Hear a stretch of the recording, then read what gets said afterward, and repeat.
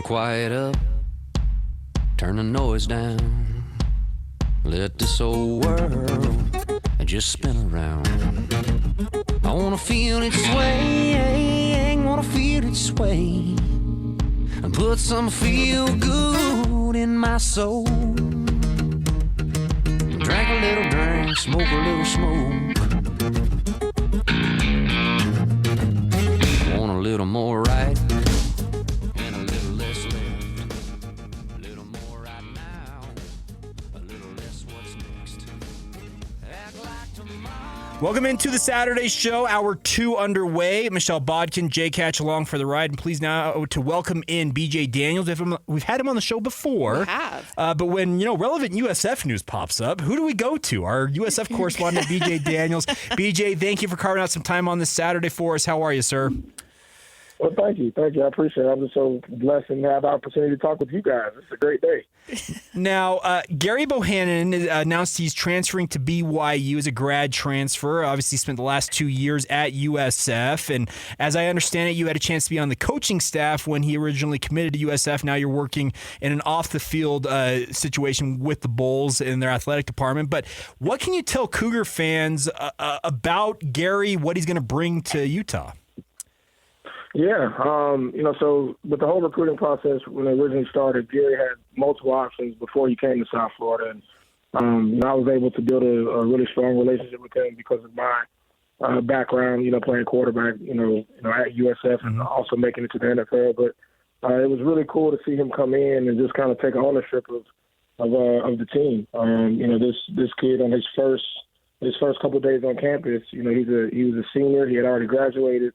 He had no summer classes during the time that he, committed to us. So he would work out in the summertime, and he would stay in the film room with the coaches in the evening time. And I was really shocked and surprised about his maturity because even myself, as a young college athlete, I didn't have the confidence or even just the mind to go sit in a room with 10 offensive-minded coaches and not feel intimidated and sit there hours on hours throughout the day, just learning the new offense, trying to make sure I'm doing what I'm supposed to do and how I'm supposed to do it. And that's exactly what Gary has done ever since day one.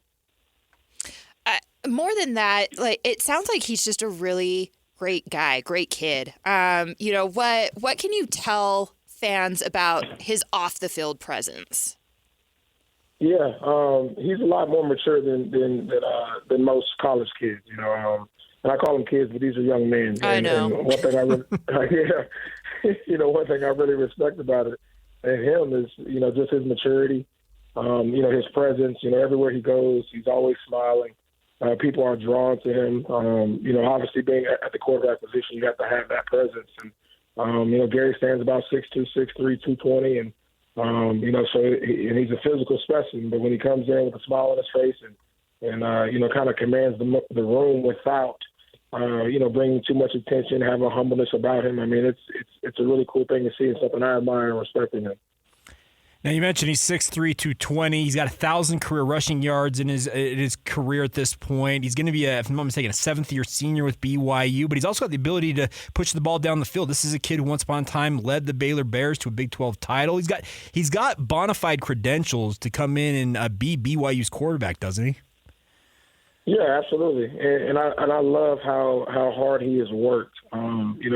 Unfortunately, when he came to South Florida, he got injured the same year that he transferred in.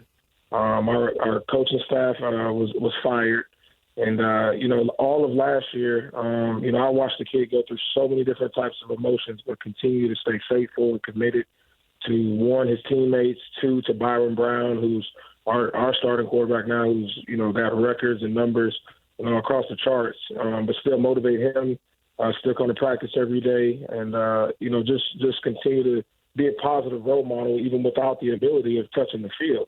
And one thing I can definitely tell you is, I know Andrew Luck, is known for his shoulder injury that he sustained, and it never really came back from that on his throwing side.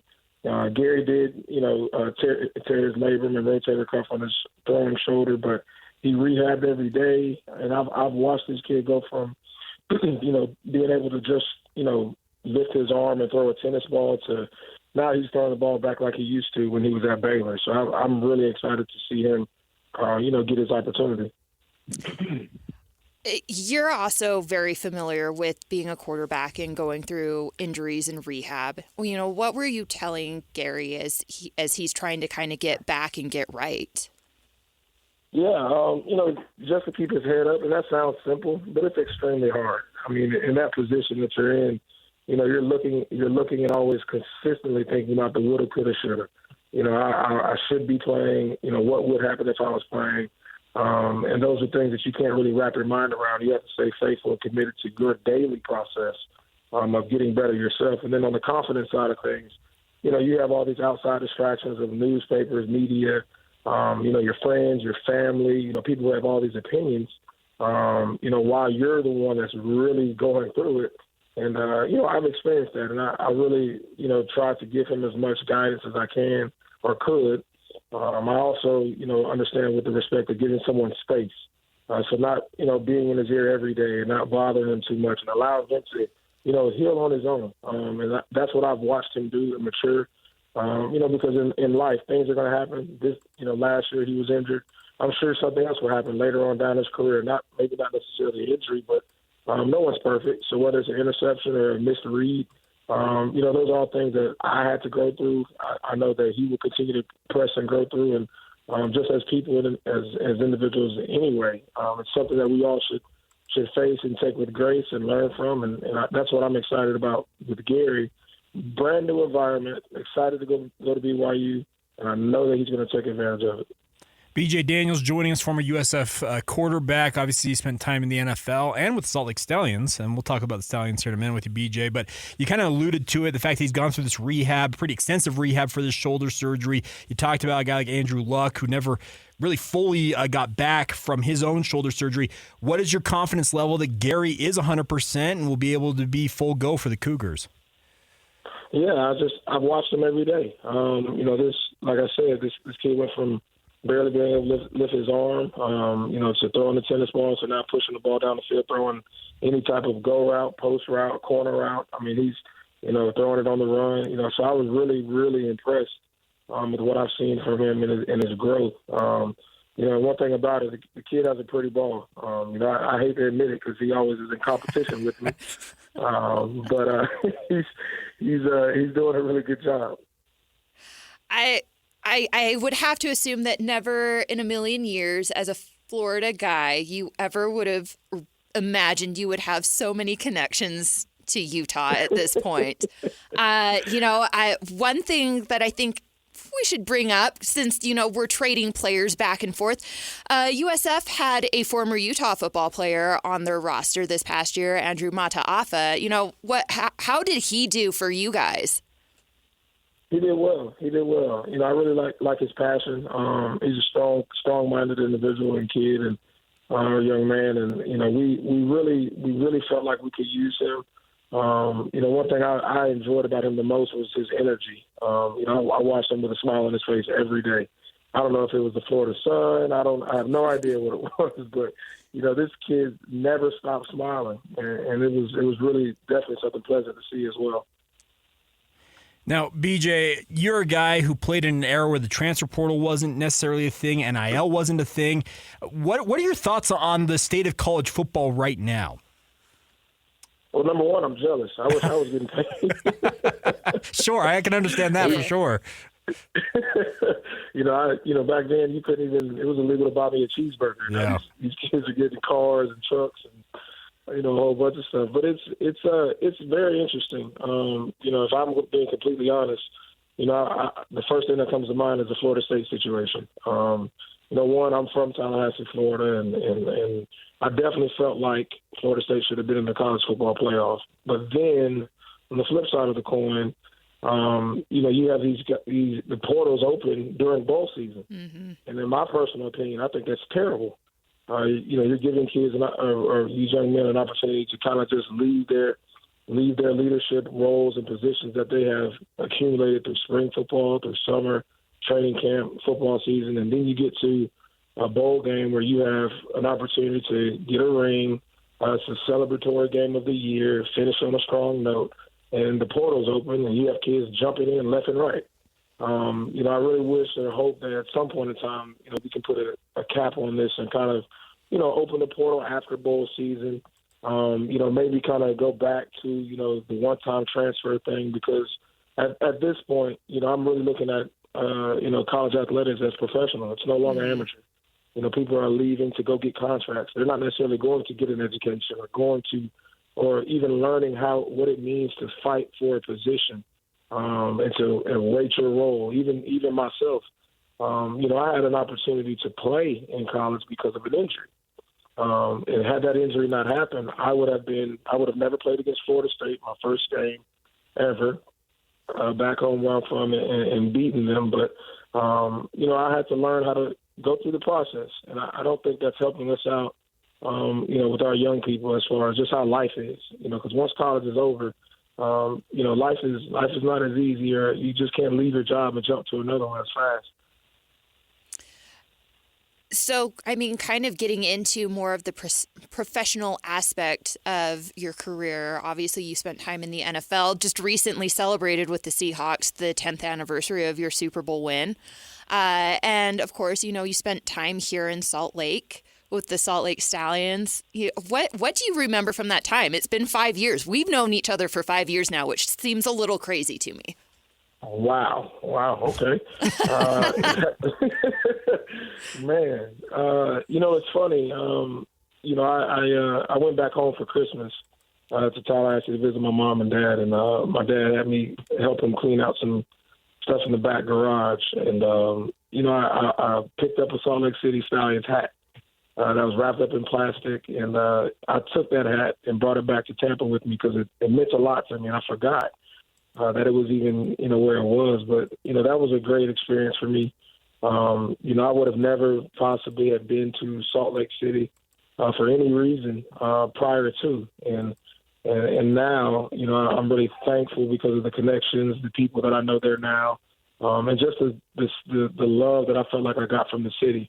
And it's a great place to be. I would love to come back at some point in time. I never really thought I would be an outdoors guy or could handle the snow or the cold or anything like that. And now I'm just, enjoying experiences with life. And it's really cool to really think about what the AAF actually was, and how the USL is trying to emulate and mimic some of the things that was started with us.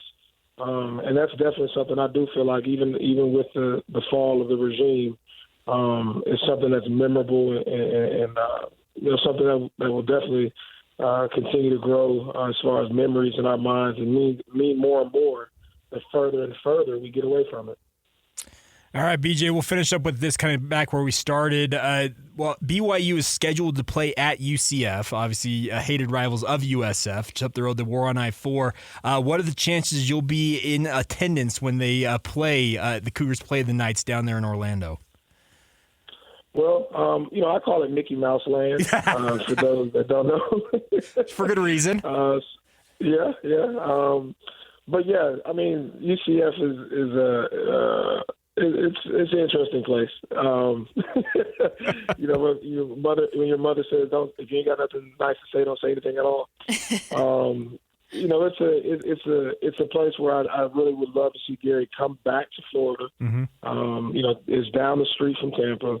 But have the opportunity to come and kind of just showcase his ability. And I think that's very vital. I even think about, myself from the AAF, in Salt Lake City being injured and then having the opportunity to go to the XFL and then prove myself and how much that meant to me. And I know Gary, still has some unfinished business, not only in his college career, but wants to show people, number one, he still has it.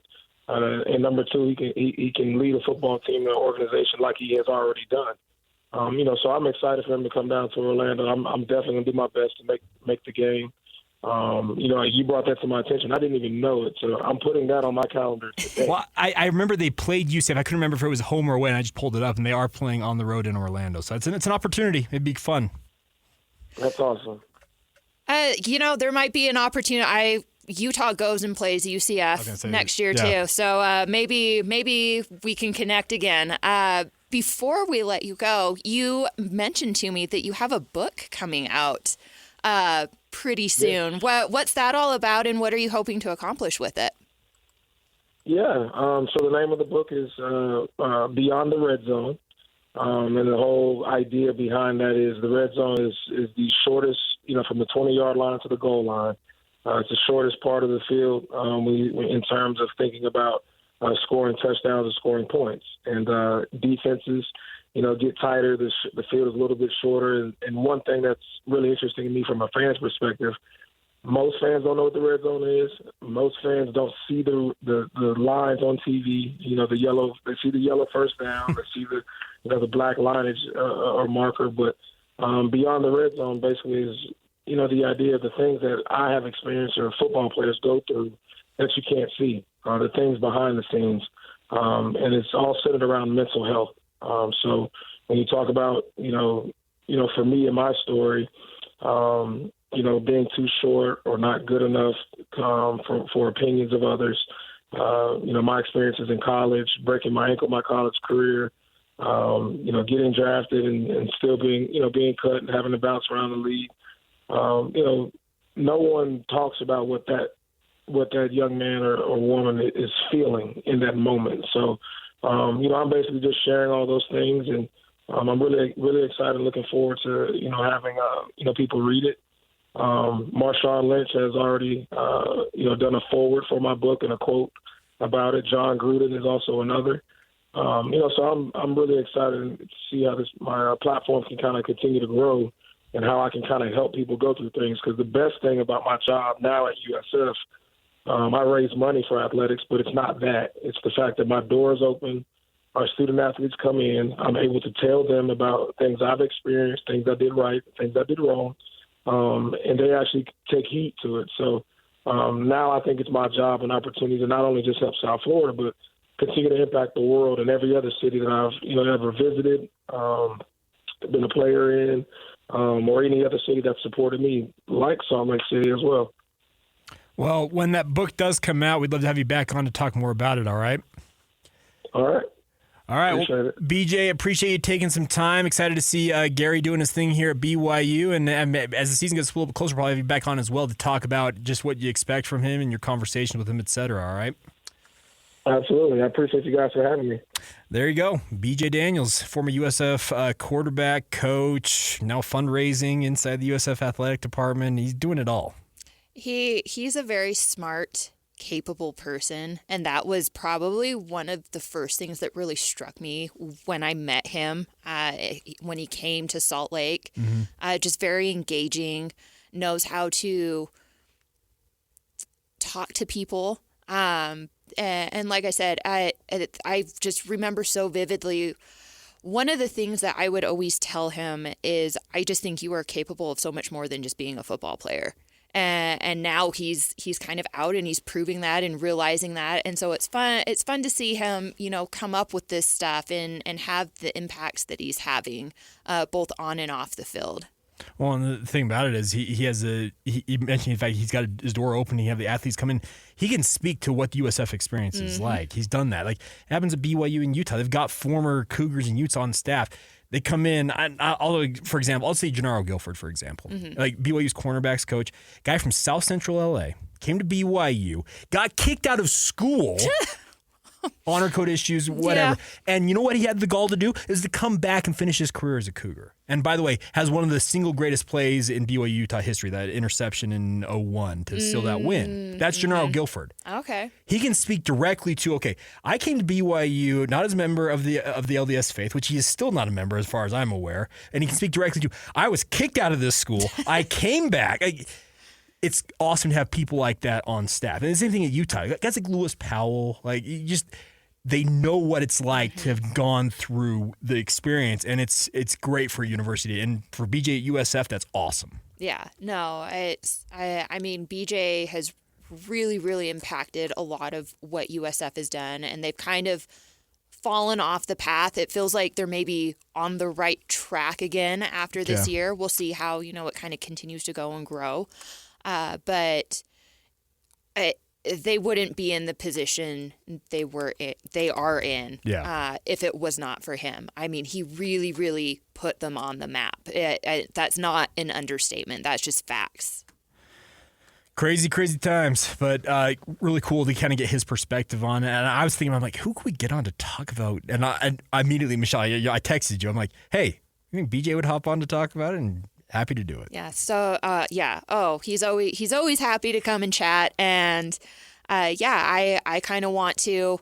This will hopefully be a thing kind of through winter and spring. I want to, get some of my former coworkers on that experience the Stallion experience and just talk about that. And we didn't talk a whole lot about that with him, but with his book coming up, maybe we can try that again a little bit more. Yeah. But it's so fun to have all those connections.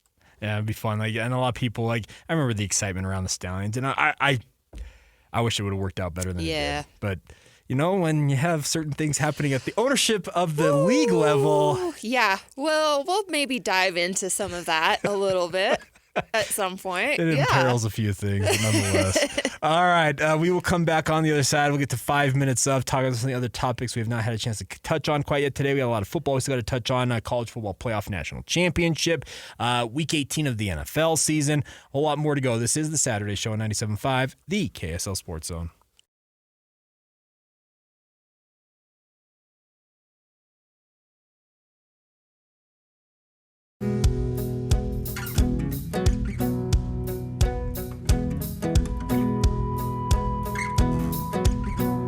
Back to the Saturday Show here on 97.5, the KSL Sports Zone. Sorry, I meant to ask you earlier, what's the inspiration today? Were you just going country just for fun? Okay, I just didn't know if you had a certain theme we were chasing today. No, I just missed playing country, so here we are. You have two hosts that are very adverse to you playing country. I love Jake and Ben, but their music when I get tastes, a chance, I'm gonna take it. Yeah, but their music tastes are stuck in 1999. It feels like I get to play it on One Ticket Wednesdays when we give away country tickets. I'm like, yes, and yes. Jake's I get an like, excuse. He's just not. Jake is not a country guy at all. Ben's a little more receptive to it. He can appreciate the fact that I like it, but I mean, that's a start, right? It is a start. 'Cause trust me, Jake, if he had his way, he'd be like, don't ever play country on my show. I mean, I probably would be on Jake's team, but I'm not quite as grumpy about it as Jake. But that would be my preference. Yeah, absolutely. All right, let's talk a little bit about what's going on in the college football realm, Michelle. We have a national championship game Monday night. Sure do. The Washington Huskies looking to cap off an undefeated season with the national championship. It would be just their second official national championship. They had one in 1991 or 1990 with Don James, right in that realm. Somewhere around there. Now, there are Washington fans who will argue with you about a certain 1984 national championship. Yeah. But there's one team that has the trophy, and we all know where that resides. So, anyways, but let's talk a little bit about it. And obviously, Michigan on the other side. Michigan's got 9 national championships. Whole lot of conjecture and stories about Jim Harbaugh's status. Even if they don't win this game, could he be making the leap back to the NFL? He has hired Don Yee, who is one of the bigger profile NFL agents out there to represent him. So a lot of people thinking like, all right. What does this mean? Here comes a bidding war for a guy like that. But we'll see what happens. But what do you make of this game? What are you expecting? I mean, it's really interesting, right? So you had that Michigan-Alabama game that ended up being a close, very more defensive type of game. Yeah. And then you had Washington, Texas that was also a close game and felt a little bit more like an offensive shootout. Sure, yeah. So it's going to be interesting to see. And both games featured special teams mishaps. And came right down to the wire on both of them. Yeah. So it's going to be interesting. I think, we're looking at a team that's very strong on defense versus a team that's very strong on offense, and who's best is going to win out. I still like Washington in this. I think their defense is good enough. Mm-hmm. And I just think there is a confidence level right now with Michael Penix Jr. And those wide receivers that is just tough to beat. Yeah. Well, and that's the thing about it is I've watched both of these teams pretty extensively this season, and more particularly Washington. They've got this, I don't know, era of invincibility to them. And Kalen DeBoer, by the way, we played the promo earlier today. It comes from DJ and PK. We had Ian Furness on, who works up there in Seattle. And let me just put it this way. Ian Furness can't stand Washington. He is a Washington State Cougar through and through. He works in Seattle. He works at a radio station that broadcasts Washington Husky football games. But he was pretty effusive in his praise of Kalen DeBoer. He said, this guy does not change one bit on the sideline. It doesn't faze him. Yeah. He's got an incredible career record. It's like 104-19 as a head coach across multiple levels of football. Starting at the NAIA level, he worked his way up. He's going to make a buttload of money here pretty quick, win or lose at this game. But there is something about this Washington team that, to me, that I'm like, I just don't see them losing. They've got this feeling of they're a team of destiny, I guess is the easiest way to say it. Yeah. I mean, I've been saying for a while that they remind me so much of the 2008 Sugar Bowl team. I can see that, yeah.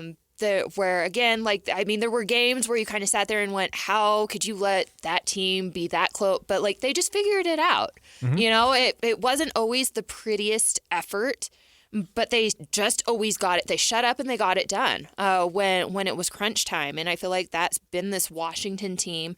And yeah, to your point, I think, you know, that Utah football squad was absolutely a team of destiny.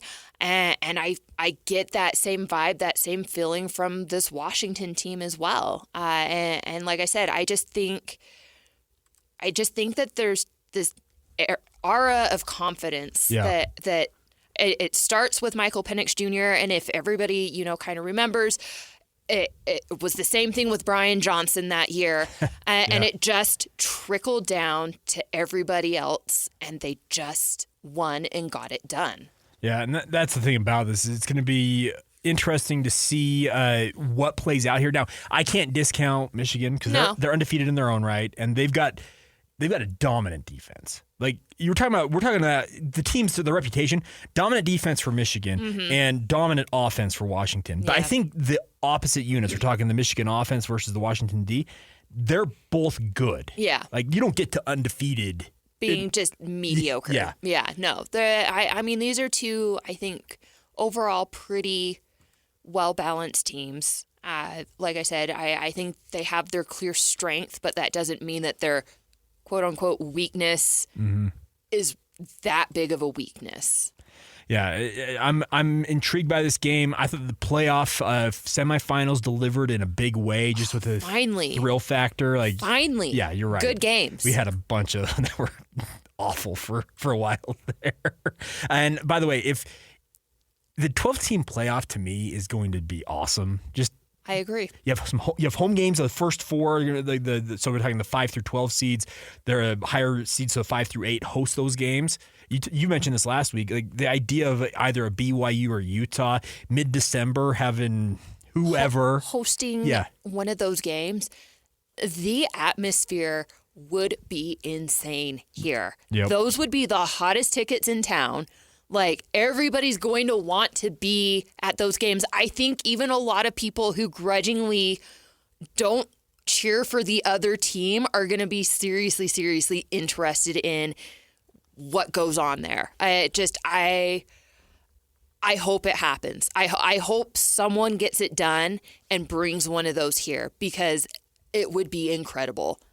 Yeah, it's going to be fun because it gives more teams a chance, obviously, but just the hope factor for more teams as well. Because let's be honest, we get into the month of November and usually looking at 7 to 8 teams. You're like, okay, here's the field with this 14 playoff. That's who, and there's 130 other teams now. Let's also acknowledge the elephant in the room. There's about 60 teams who have a realistic chance any given year. The Power 5, soon to be Power 4, which is still trying to wrap head around that. The 69 teams that are officially, I think, are going to have that designation. Okay, those are the ones who have the realistic chance. But they are going to give the Tulanes, the Boise States, there will be a spot in the field for them. I, for one, would love to see some of those teams start to notch some upsets. Yeah. I'd like to see some BYU or Utah, like against the Ohio States, these bigger names. Yeah. Beat them up. Yeah. No, I mean, it's fun, right? Yeah. And kind of more in recent memory, we've seen Utah get to do, some of that on bigger stages. Obviously, we just talked Sugar Bowl. Yep. Even though, I mean, that's been 15 years, which blows my mind. How has that been 15 years? But it is, and then you look at that matchup with Ohio State in the Rose Bowl. I mean, Utah did not come out on top of that one, but they held their own. Mm-hmm. That was a great game. If you don't care who wins that game, you walk away going, dang, I wish every game played out that way because it was entertaining. It wasn't boring. It wasn't oh, cool, so-and-so's blowing out Joe Blow Schmo. And, Correct. So, I mean, to have that on a more consistent basis and have it kind of mean a little bit more because you're trying to come out on top and be a national champion. Oh, the idea of that excites me. And again, the idea of being able to host a round of that here would be incredible. Just incredible. Love it. Let's do it. Let's make it happen. Yeah, we'll see where it ultimately all pans out, but there's a chance, obviously, that exists now that never existed before. That's the fun part about it. But yeah, I'm hoping that Monday night delivers, and then we enter the long 9-month wait for college football to re-enter our lives. Right. I know, one of those things. We also have NFL football this weekend, week 18 of the regular season. Now, a lot of the top seeds, in particular the two top seeds, speaking of the Ravens and the San Francisco 49ers, they both clinched the number one seeds in their respective conferences. And there was actually a conversation earlier this week on social media, Michelle, that the NFL inevitably created a second bye week with week 18 in a way, because there are teams that have already clinched their spots, speaking of the Niners, et cetera. But there's other teams that are playing for their lives playoff-wise as well. So there's kind of this intriguing. There is a bye week aspect to week 18, and then there's the do-or-die nature. And, for example, on that, the Buffalo Bills. Buffalo has to beat Miami tomorrow on Sunday Night Football. If they do, they can finish as high as the number 2 seed in the AFC. They lose, Michelle, they're out of the playoffs. I mean, that is why the NFL, though, is a much superior product to some of the you-know-what show that college football has become. If we're going to start veering more in that direction of college football being more pro-like, we need some of these things set in place. And I think that, that kind of starts next year with the 12-team playoff. But, again, this is a case of every game matters. And you have teams that look like they are sitting pretty, but one misstep, and they're done. Yeah. It adds to the excitement. Well, and that's the thing about it is it's very intriguing because the winner of that game. So I'm talking about the Dolphins and the Bills. Winner takes the AFC East and the conference's number 2 overall seed. Miami gets in no matter what. They've clinched a playoff spot. Buffalo could miss the playoffs if it loses. The way that they lose to still get in, Michelle, this is what they have to have happen: Jaguars loss, Steelers loss, or a Texans and Colts tie. Doesn't seem likely for any for that scenario to play out. But that's the intrigue factor about this. It's the do or die nature of it. Now, you have like the 49ers and the Rams are playing tomorrow. Now, the one storyline in that is Puka Nacua break the records. He's, I think, 4 receptions away and like 60-some-odd yards away from setting all the NFL rookie wide receiver records for yards, receptions, etc. I love that so much for him. I really do. Now, he does have Carson Wentz throwing him the football because they've put Matthew Stafford on the bench for this game. Wentz should be able to find Puka at least 4 times. I would hope. I would hope so too. But then again, I've seen where quarterbacks can't find wide receivers. Yeah. The Niners are benching Brock Purdy for this game, so it'll be Sam Darnold versus Carson Wentz. I didn't realize that's where Sam Darnold. Okay. Good to know. Darnold has been Jets, Carolina Panthers, now San Francisco 49ers. Good to know he's still alive and kicking. Yeah, he's doing his thing. We'll see what happens. The interesting part will be because he's a former top 3 pick, obviously by the New York Jets. Does Zach Wilson follow that similar path? have to go to a lesser franchise after he gets cut loose, which seems inevitable at this point for Zach. And then he gets picked up by a contender like the 49ers, where they kind of, in a way, rehabilitate him. I know it sounds wrong, but that's what it is. Like, you have to go repair your image. There's a lot of people out there that are saying that Sam Darnold's time with San Francisco may get him a starting job at some point down the line. I will say, love him or hate him with Zach in regards to Zach Wilson. He was done the biggest disservice by being the number 2 pick overall. And I say this kindly, he was not the number 2 pick. Like, he was always a guy that needed time to sit and learn. Yeah, he was not ready to take that on. He needed to have an Alex Smith to what he did for Patrick Mahomes. Exactly. Or, a Jordan Love type of experience. Or what Aaron Rodgers is supposed to have done for him. Right. Sure. Right. Yeah. Like, expecting him to be that level of quarterback was faulty from the start. Yeah. It was a terrible choice and decision for the Jets, for him. Mm-hmm. And now you're in a place where I think he has ability to do well in the NFL, but have you damaged the goods so bad that, like, we'll just never find out what his potential could have been in the NFL. Like, there's a real possibility that's what it pans out to be, like that, and it's tough because you want to see guys from our area. Like, Zach's born and raised. He's Draper, born and bred, Corner Canyon, BYU. His family's got Utah ties. Like, his younger brother Isaac's going to Utah. Right. Like, you want to see guys like that have success, and we'll see. Like, I mean, there's still a chance, right? He's still young enough. But the cards have to fall better for him than they did round 1. Oh yeah. So absolutely no doubt about that, because you're right. The first round was not so kind. No. Now the Jets, on the other hand, what a graveyard for quarterbacks to go to. We'll see if Aaron Rodgers can buck that trend, but I don't think he's a shell of what he was, in my opinion. It seems that way. Yeah. All right. Well, we will come back on the other side. We'll wrap things up. More to come. This is the Saturday Show, 97.5, the KSL Sports Zone.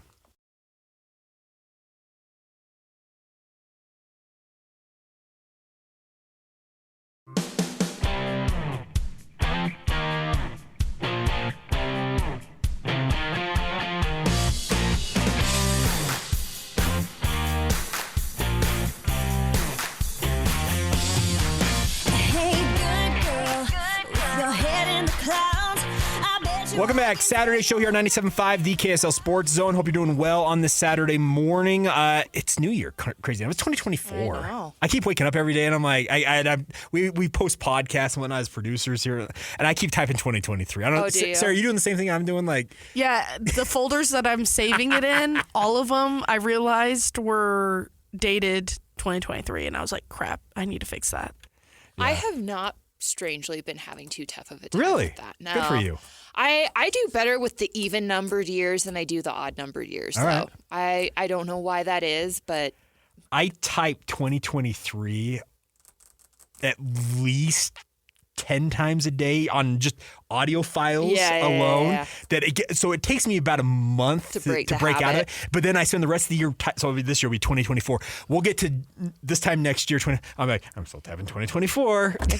Well, that's just kind of the way it goes. Yeah, it is. But any New Year's resolutions you've got? Like, I wrote an article for KSLSports.com this week with some predictions for the year to come. I already alluded to one of them. I think all 4 of these teams in hoops, I was talking Weber, Utah State, Utah, BYU, I expect to make March Madness. Anything you're expecting from teams like Utah you're covering this year? I'm really hoping that this men's team just makes another jump and breaks through and gets into the NCAA tournament, or if it's hyper competitive, the NIT, like I think they need to make some kind of tournament this year. Be in the postseason, yeah. I think if they don't do that, that's unacceptable.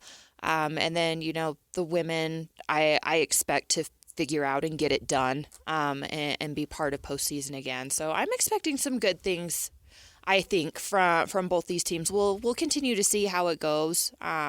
Obviously, injuries can change those expectations really quick. They have. For the women's team, for example, Gianni Needkin's going down. That went from what I thought was a dark horse Final Four team to your point. Like, they should make the tournament now. But is there a ceiling now because of her being injured? Yeah. I mean, it's just going to, I think, depend on how quickly everybody comes along and gels again in this kind of new role. And knock on wood, no one else joins Gianna, especially like an Alyssa Peely. Sure. I mean, if Alyssa's out along with G, like they have talent on that team, but you might as well mail it in. Like it's not happening. It just isn't. But that's just the impact and power that both of those players have for that team.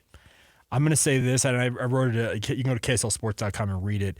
I'm expecting that the Utah Jazz, they are going to convey their pick to the Oklahoma City Thunder. What I mean by that is there was a trade that they did that if it's not in the top 10, the Jazz keep that pick. Like if it's top 10, the Jazz keep the pick.